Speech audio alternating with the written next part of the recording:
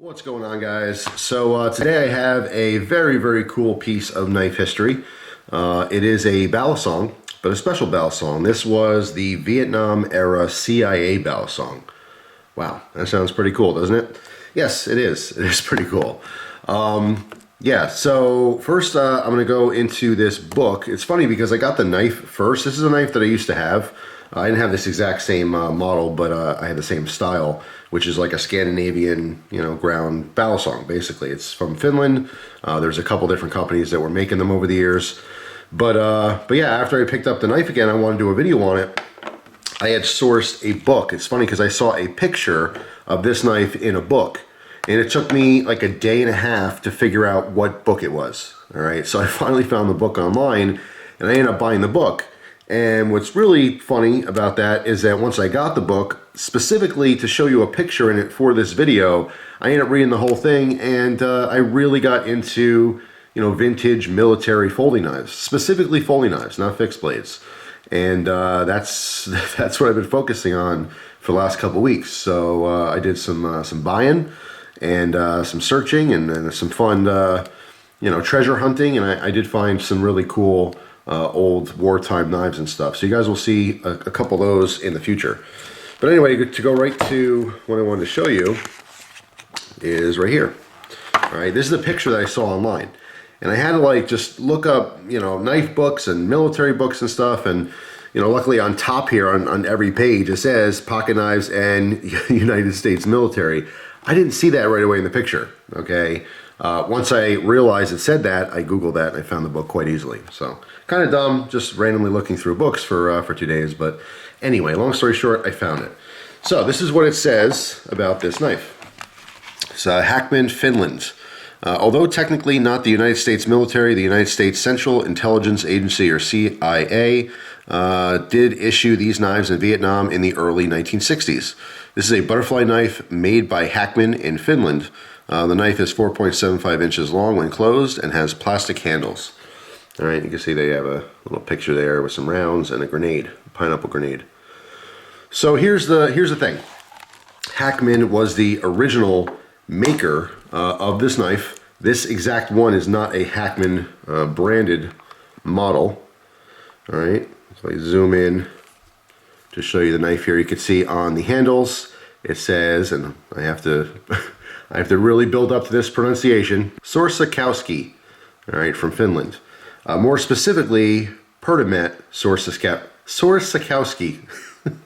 horrible with names. But anyway, in 1981, this company took over Hackman. Okay, so they had the same tooling, same machines, same designs, everything. This is literally a Hackman knife, but later on. So this exact one was not issued in Vietnam. This was not physically over in Vietnam, in survival packs, because that's where the story leads, is that it's not something that the CIA would just have in their pocket. The CIA had put together a survival kit. And in the survival kit was this knife, and the whole purpose behind it was a very strong design.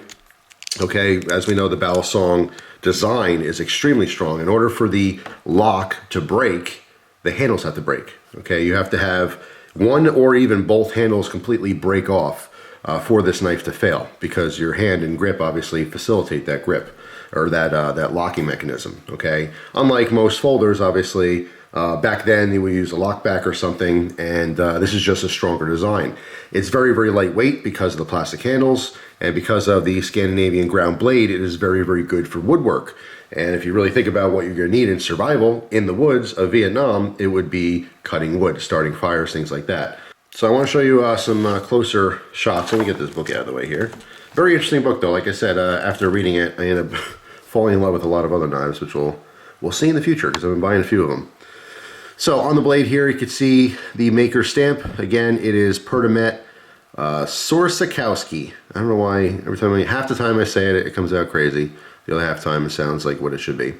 And then of course, again, on the handles here, you see it's molded into the plastic. And the other side is bare, nothing going on. You can see this is a pin construction. All right, there is a kind of bail latch, which is interesting.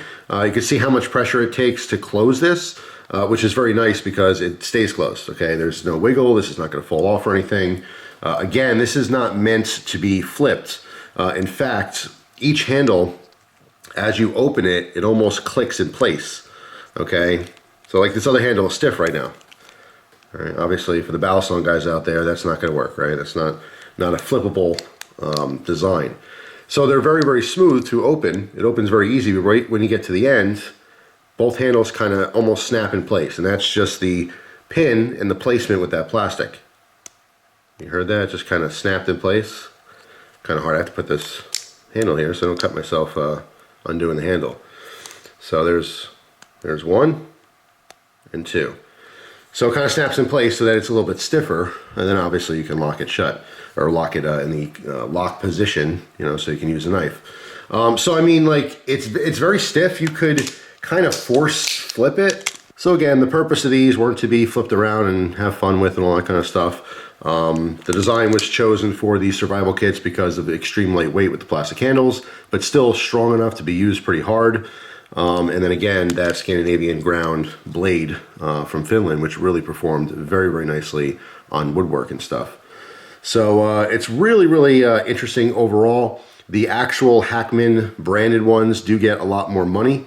They're usually around, like, they're always over $100. I ended up getting this for about $50, okay? Very, very happy with it. Again, it is literally the exact same knife, just with different markings on it, made in the very early 80s as opposed to made back in the 60s. I believe the Hackman brand is now owned by Fiskars. I think around 2007, Fiskars had purchased the company. So you might still see Hackman branded stuff today. In fact, the Perdamet company still makes these today. And the most common one was the red one. Okay, that's the one that was issued in Vietnam apparently. And there's black versions of this as well, which are a little bit more common, but the newer ones, there's all different types of colors as well as clear. I think there's a totally clear one and some translucent type colors like yellow and blue, like a teal blue and stuff like that. So when you see those ones, those are definitely newer. The originals were red, just like this one is. There's even a model that was made in the last about 10 years or so that instead of pin construction, it actually had some screws and some hardware and stuff. And the newer ones, like 2000 plus, that are still made by Perdamet, are more flippable. Okay, the design was changed just slightly, and they're very, very flippable. All right, so if you like this kind of design, thought it was cool, but you do want to actually flip it, you wouldn't want one of these. You want one of the more modern ones. So yeah, I mean, you can have these for about $50 to $75 in around that range. Like I said, the Hackmans get all kinds of prices. I mean, I've seen anywhere from $100 to maybe $250, somewhere around there. Just depends on condition, the time you're selling it, if there's anyone else selling them. You know that the market for older knives like this is always really tough because it fluctuates so much. Hackman, as a brand, has been around since 1790. They started with, cookware and different types of kitchen cutlery and stuff. And, the Finnish make excellent blades and eventually got into, regular cutlery like pocket knives and things like that. I actually print out a little thing here, which I thought was interesting. I wanted to show it on paper so you guys can read it because, I didn't want to butcher some of this pronunciation here. So go ahead and pause your screen right there and read that. It is very, very interesting. Just a little bit of history. I can't read the bottom part though. It says the timber mill that was owned by Hackman & Co. burned down in 1897, and thus the timber operations in Sorsakoski were finished. The company, however, also owned a factory that made cutlery items and steel casseroles, and so it started. The tradition of metal industry that is in its force even nowadays. So yeah, I mean, it's like I said, pretty interesting. But yeah, I mean, you could find these again. Besides Hackman, besides Perdamet, you will find very, very similar knives. From the era. I would say anywhere from the 60s on, from various companies that basically were made in Finland. There might have been other companies in Finland I don't even know about that were making a very similar design because it was popular. There's actually a Japanese version which I have on the way. I had purchased one. Very, very hard to find, and it's basically a copy of this. It's their own, version of this, and they use it in Japan, or have used it in Japan as a fishing style knife because it's so light and it's plastic and everything else. So you'll see that. That should be pretty interesting when I get that in the mail. But yeah, this is the Vietnam CIA Survival Balisong. I know it's just an interesting thing. A lot of people don't know about this. But you can find them. They're readily available on eBay. Even though Balisongs are not supposed to be sold on eBay, they get around it because maybe, you know, they understand it's not a flippable knife. At least most of these are not flippable or not easily flippable. You know, it just depends on how you list them. You know, there were a couple Hackmans I was watching, and the listings got deleted right away because, again, people at eBay running it. It's against policy for some dumb reason. They're worried about laws, you know, and shipping and all that kind of stuff. But, you know, it is what it is. You guys know the deal. If you happen to be a Balisong guy or girl, and you do frequently look on eBay for stuff, you get pretty excited when you see some cool things, and they don't last. Not too long ago, I was watching an auction for a Benchmade Model 47, an original 47, which had the Tanto blade, and I was pretty excited to see what that was going to sell for, and the auction lasted about 15 minutes, and it was gone. So it's just good timing to happen to see it on there.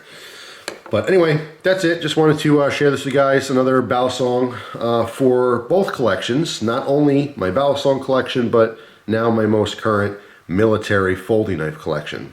So yeah, I thought it was an interesting piece to add back in. Anyway, that's it for now, guys. Thanks for watching. Hope you have a wonderful day, and I'll see you tomorrow with a brand new video. Take care.